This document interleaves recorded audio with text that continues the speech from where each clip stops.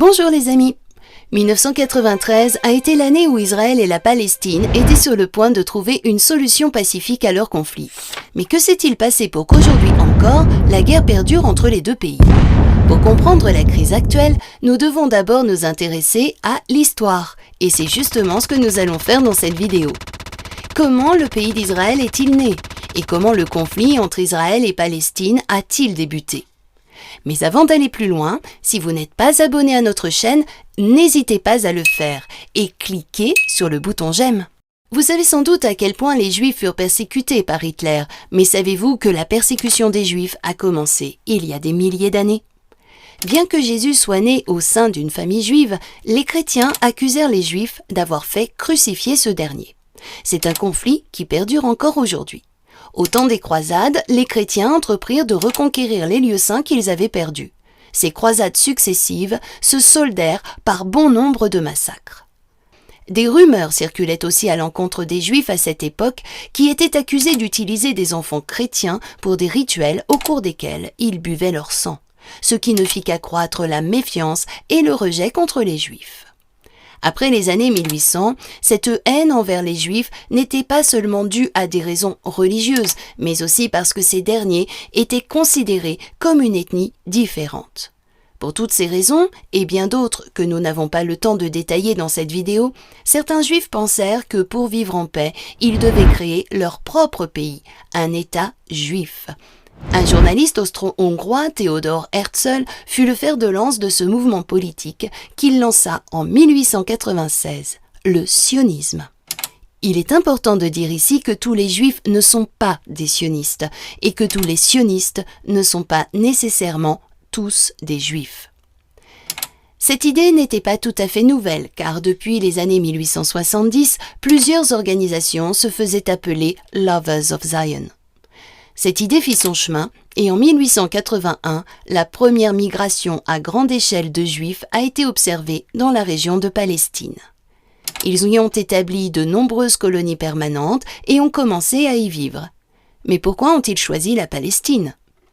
Parce que c'était une région très sainte pour eux. Jérusalem est le lieu le plus saint pour les Juifs. Souvenez-vous qu'à cette époque, il n'y avait ni Israël, ni Gaza, ni la Cisjordanie. Toute la région s'appelait la Palestine. Lorsqu'elle était sous l'égide ottomane, les chrétiens, les musulmans et les juifs vivaient plus ou moins pacifiquement ensemble. Il n'y avait pas de conflit, ou très peu. L'une des raisons possibles que nous pourrions invoquer réside peut-être dans le fait que la plupart des terres étaient inhabitées. Passons maintenant à l'année 1915. La Première Guerre mondiale avait commencé. Les Britanniques, les Français et les Arabes combattaient l'Empire ottoman. Les Britanniques jouent ici un rôle d'importance puisque ces derniers conclurent un accord avec les belligérants arabes en promettant à ces derniers qu'ils leur donneraient la terre de Palestine si l'Empire ottoman était défait. Les révolutionnaires arabes se battaient alors pour un pays arabe unifié de la Syrie au Yémen. Les Britanniques promirent la même chose aux Juifs, qu'ils les aideraient à créer leur propre pays près de la Palestine. Mais pourquoi ont-ils fait cela? Pour apaiser les Juifs américains qui pourraient avoir une influence sur la politique américaine. Mais en même temps, les Britanniques avaient conclu un accord secret avec les Français. Dès la chute de l'Empire ottoman après la Première Guerre mondiale, la Grande-Bretagne et la France se sont partagées la région du Moyen-Orient. Les Britanniques ont pris le contrôle de la région de Palestine. De 1918 à 1948, toute la région palestinienne était sous le contrôle du gouvernement britannique. À cette époque en Allemagne, Hitler montait au pouvoir et les Juifs furent massacrés par millions lors d'un génocide. Si vous voulez une vidéo à ce sujet, dites-le nous dans les commentaires. Les Juifs ont alors fui l'Europe, contrôlée par Hitler, vers différents pays pour échapper à ce même génocide. Certains se réfugièrent en Amérique, mais beaucoup d'entre eux vinrent en Palestine. La Grande-Bretagne les autorisa à entrer là-bas, mais plus tard, le leur interdira. Dans les années 1940, un mouvement nationaliste israélien émerge en Palestine en même temps que le mouvement nationaliste palestinien. Les Palestiniens désirant eux aussi acquérir leur propre pays. En 1948, le gouvernement britannique se retira et laissa l'entière responsabilité de la gestion du conflit aux Nations Unies, qui proposèrent un plan de répartition du territoire entre les deux belligérants. Ce plan fut révélé en 1947. 57% du territoire revenait aux Juifs et 43% aux pays arabo-palestiniens. Puisque Jérusalem est une région historiquement très importante pour les trois religions chrétiennes, juives et musulmanes, les Nations Unies décidèrent donc que celle-ci serait sous contrôle international. Les Juifs acceptèrent ce plan et nommèrent leur nouveau pays Israël, et celui-ci naquit en 1948. Mais il n'en fut pas de même pour les pays arabes voisins, que ce plan ne satisfaisait pas du tout. Pour eux, c'était une solution qu'avaient trouvée les Britanniques qui souhaitaient ainsi poursuivre leur extension colonialiste. C'est ainsi que commença une guerre contre Israël afin d'empêcher les Juifs de s'installer n'importe où sur le territoire. Cette guerre s'appelle la première guerre arabo-israélienne de 1948. Plus de 5 pays se battirent contre Israël. Les Juifs, qui avaient fui le génocide, doutaient vraiment de pouvoir résister.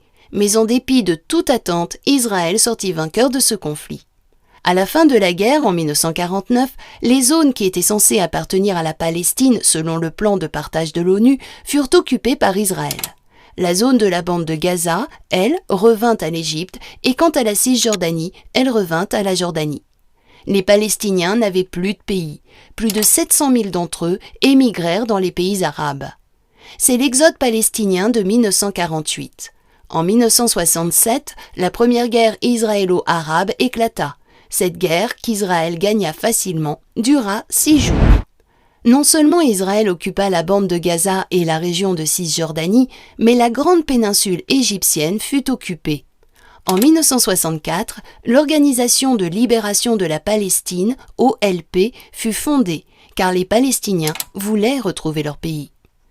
Au départ, leur objectif était la lutte armée et ils souhaitaient l'anéantissement d'Israël. C'est l'une des raisons pour laquelle les États-Unis et Israël déclarèrent que l'OLP était une organisation terroriste. Bien sûr, cette vision des choses dépend du camp dans lequel on se trouve. En 1973 débute la troisième guerre arabo-israélienne, mais elle n'aura pas changé grand-chose. En 1974, l'OLP est officiellement reconnue par l'Assemblée générale des Nations unies comme représentante du peuple palestinien. En 1979, les pourparlers de paix entre l'Égypte et Israël sont couronnés de succès et l'Égypte devient le premier pays arabe à reconnaître officiellement Israël. Ainsi, l'Égypte récupéra la péninsule égyptienne occupée par Israël. Les premiers ministres égyptiens et israéliens reçoivent alors tous deux le prix Nobel de la paix. Mais malheureusement, après 2 ans, le premier ministre égyptien, Anwar el-Sadat, est assassiné par les extrémistes en Égypte. Les fanatiques ont remis en question le traité du premier ministre avec Israël car ils n'acceptaient pas le compromis trouvé par ce dernier. De 1967 aux années 1980, Israël occupa la bande de Gaza et la Cisjordanie où de nombreux Israéliens se sont installés. Ils y ont établi des colonies soutenues en cela par le gouvernement israélien, directement ou indirectement. Certains y allèrent parce que le prix de l'immobilier était avantageux, d'autres pour des questions de religion. Certains Israéliens plus extrémistes que d'autres, prétendant que toute la région de la Cisjordanie leur appartenait. La communauté internationale considère ces colonies comme illégales parce qu'elles violent les accords trouvés par les Nations Unies, et les Palestiniens les voient comme une colonisation de leur pays par Israël. En 1992, Yitzhak Rabin devient le premier ministre israélien. Ce dernier affirme que l'OLP n'est pas une organisation terroriste et que les Palestiniens ne font que revendiquer leur pays. Israël a reconnu donc officiellement l'OLP. Et en retour, l'OLP a officiellement reconnu Israël en tant que pays. Et c'est ici que se déroulent les accords d'Oslo de 1993. Pour la première fois, les deux se réunissent et négocient à propos d'un nouveau partage du territoire pour la création de la Palestine. En 1994, un premier gouvernement palestinien est établi. Il porte le nom d'Autorité nationale palestinienne.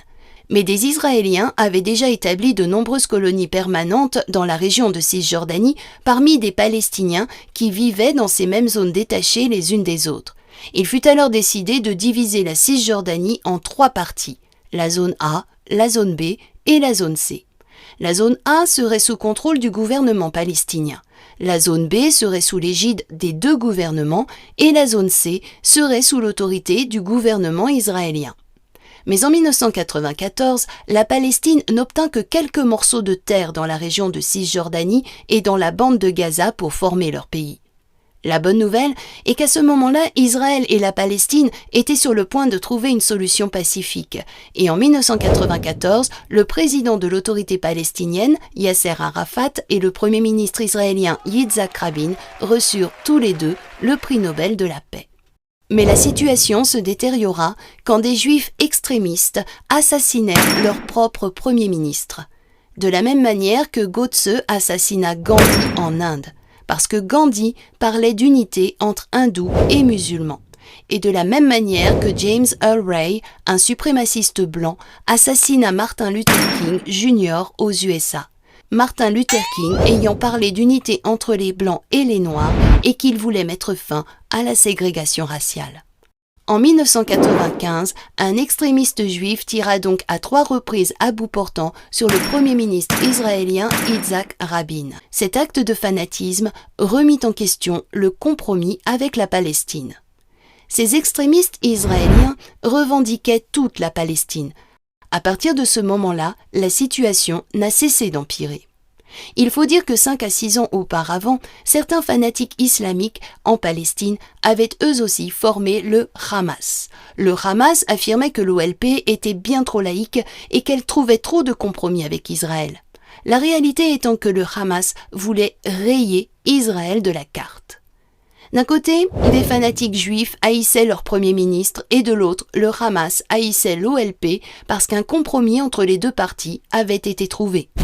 Le Hamas boycotte les élections palestiniennes de 1996 et commet des attentats suicides en Israël.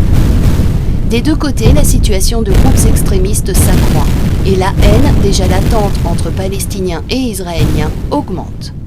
Vers 2002, de violentes manifestations ont été observées des deux côtés. Plus de 100 Israéliens et Palestiniens meurent de chaque côté de la frontière. Des affrontements ont lieu sur le terrain et la méfiance grandit entre les deux pays. Tant et si bien qu'Israël commence la construction de murs autour de ses colonies. Des gardes de sécurité sont déployés autour des habitations israéliennes en Cisjordanie et des points de contrôle sont mis en place. Les conditions de vie des Palestiniens deviennent de plus en plus difficiles. En 2006, le Hamas gagne les élections en battant de peu l'OLP et le Fatah. Il remporte 74 sièges sur 132. En 2007, une guerre civile éclate entre ces deux factions en Palestine. C'est la bataille de Gaza qui divise la Palestine en deux parties.